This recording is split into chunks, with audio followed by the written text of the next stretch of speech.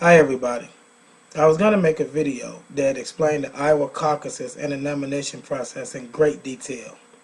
However, when my computer crashed, I lost the video and the speech. So I'm going to make this quick video which simplifies the explanation a little, uh, you know, and if you have any questions after that, just ask. So basically what's going on is that the election for president is a multi-step process. Okay, now there are two main processes. That is the nomination process and the general election. The general election is really what matters because that's the election that we use to choose who the next president is going to be for the next 4 years. But before we get there, there's a nomination process. Let me explain what that means.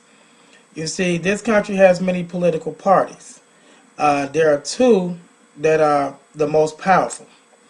So every 4 years, each political party has to choose a candidate to represent that party to run for president in a general election. That person is called the party nominee. Okay? So for example, in 2012 and 2008, that nominee for the Democratic Party was Barack Obama. And in 2012, that nominee for the Republican Party was Mitt Romney. And in 2008, that nominee for the Republican Party was Arizona Senator John McCain. So, how do we choose nominees? Well, that's the thing. The Iowa caucuses is the first step in that multi-layer process. So, but before we get there, we have to explain what's actually happening. So, every 4 years, both parties hold what's called national conventions. Okay? Now, the Republican National Convention is going to be held in Cleveland, Ohio this year on July 18th and lasts for 4 days. The Democratic National Convention is a week later in Philadelphia, Pennsylvania, starting on July 25th, and that is going to last for 4 days. At these conventions, they're attended by people called delegates. Now, the delegates are the ones who do the actual voting for the party nominee for president. However, now over the past 30 years, the conventions have been more of a formality simply because we've, like I said, for the past 30 years, we've known who the nominee was going to be heading into the convention. Okay? When that's not the case, you have what's called a broker convention that becomes highly contested and backroom deals are made and all kind of stuff. That hasn't happened in a while. Okay? Now, why has the nominees been known? Well, for two reasons.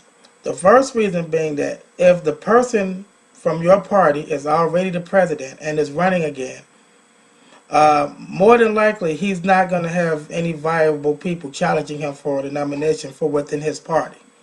So, for example, again, in 2012, Barack Obama, who's a Democrat, was already president and he was running for re-election, which made him the de facto nominee from the Democratic Party. Same thing. Now,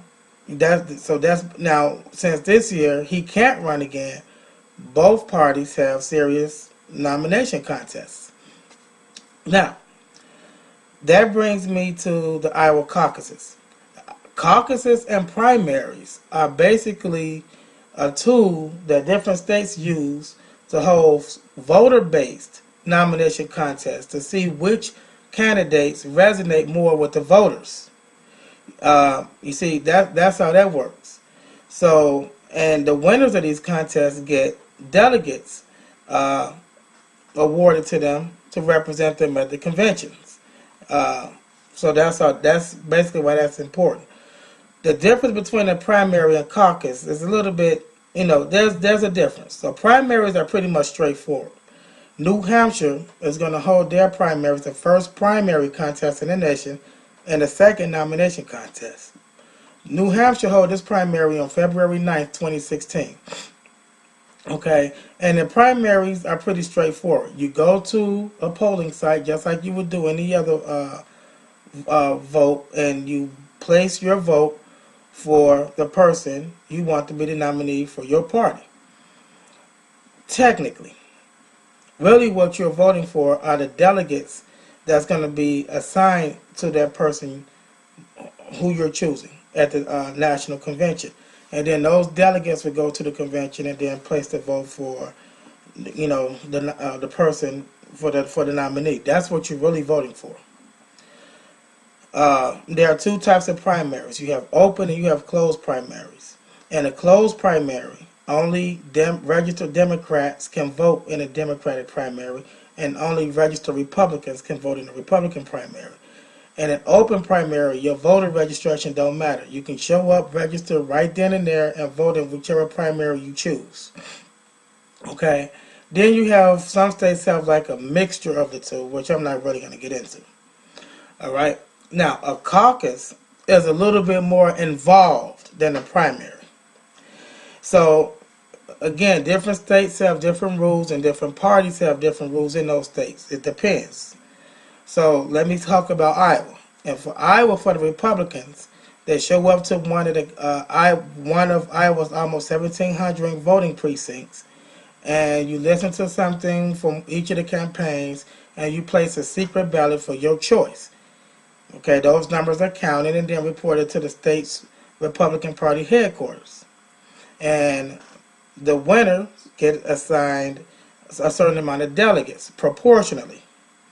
Okay, so what that means is that, for example, in the Republican primary, for the Republican Iowa caucuses, there are 30 delegates at play.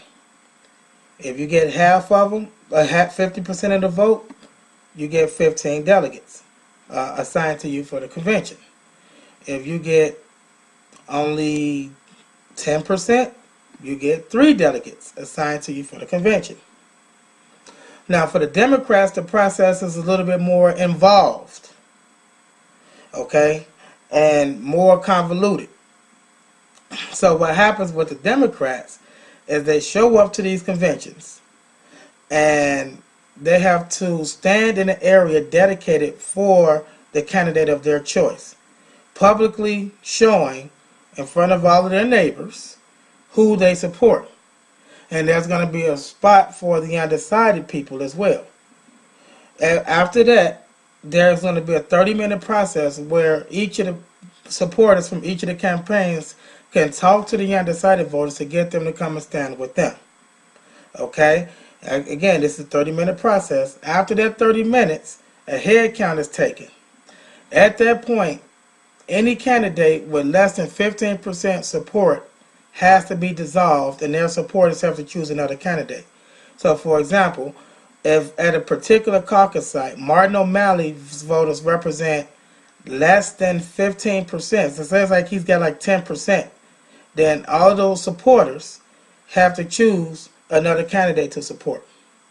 And so there's another 30-minute process where you get to woo the supporters from those from those campaigns that's not viable at that point.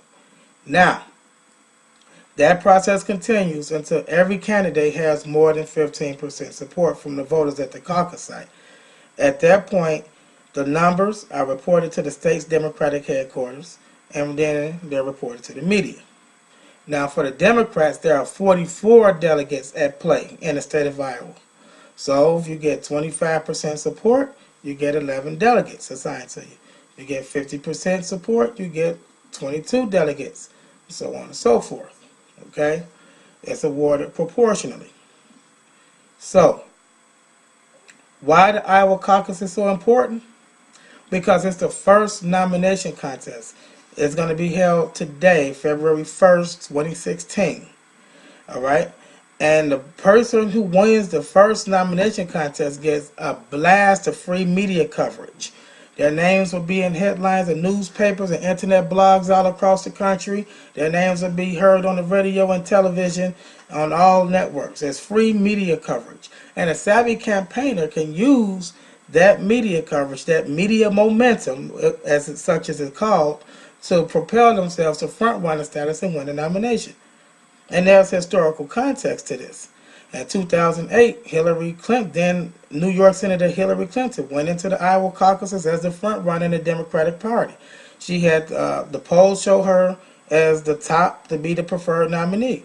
But when Barack Obama upset her in Iowa, becoming the first black person to win in a state which at the time was 95% white, the Iowa Caucuses, people started to take his campaign a hell of a lot more seriously. And he was able to use that media momentum to propel him to win the Democratic nomination and then eventually the presidency. In 2004, then Senator John Kerry won the Iowa caucuses and then eventually the Democratic nomination. In 2000, then Vice President Al Gore won the Iowa caucuses and eventually the Democratic nomination. So for Democrats, the Iowa caucuses are very important. For Republicans, it's been more of a mixed bag. In 2012, the media reported that Mitt Romney had won the Iowa caucuses, and he benefited from that media momentum. But the vote was so close that a recount later revealed that it was actually former Pennsylvania Senator Rick Santorum who had won the Iowa caucuses. But by the time that result was known, Mitt Romney's nomination looked all but inevitable. So Santorum didn't get the benefit from that media momentum. In 2008, former Arkansas Governor Mike Huckabee won the Iowa caucuses, but he lost to Senator John McCain for the Republican nomination. However, in the year 2000, then Texas Governor George W. Bush won the Iowa caucuses and eventually won the Republican nomination. So you can see why so much focus is being focused on the Iowa caucuses, because it's really like an early showing of which campaigns can resonate more with voters. Even though there's been a lot of criticism because the demographics of Iowa in no way, shape, or form look like the demographics of the entire populace of the United States of America. So there has been some criticism there. But it's tradition. So there you go. That's pretty much what's happening tonight. There's a lot more to this process, and I'm sure I'll be making videos in the future explaining it. So if you have any questions, just go ahead and ask. Alright, until later, until next time, see you.